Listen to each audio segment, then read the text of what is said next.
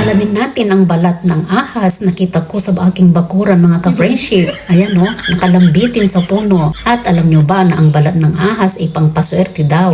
Itinuto pampaswerte sa negosyo, pera at kabuhayan. At madalas itong ginagamit bilang ritual o maliliit na talisman sa bahay o tindahan para makaakit ng swerte.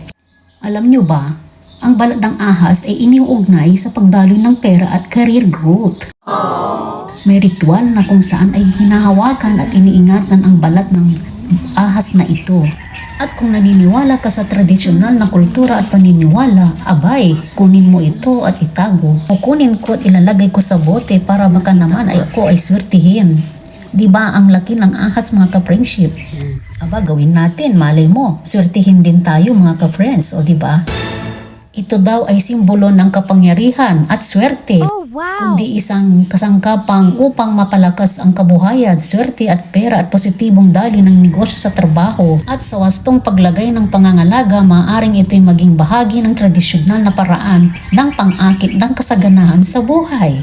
Kaya kung ikaw ba ay naniniwala, iipunin mo rin ba ito? Ayong kaibigan po, ito ay may kasamang ritual. Kailangan samahan ng gabay at dasal. Siyempre, sipag din at tiyaga. At alam nyo ba mga ka-friendship, madalas marami akong makitang balat ng ahas dito sa aking bakuran. Bakit nga ba? Madalas magkaroon ako ng ahas ng balat dito sa aking bakuran.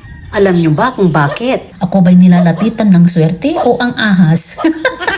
Oh my goodness my friends, maniwala man tayo o hindi, ito lang ay isang gabay at isang halimbawa ng simbolo. Ay kung yun ang kasabihan ay gawin natin, mali natin, di ba? Wala namang masama. Kung tayo ay maniwala, bakit hindi? Subukan natin. Yun lang mga ka-friendship. Thank you for watching. At kung nagustuhan mo naman, i-share mo na.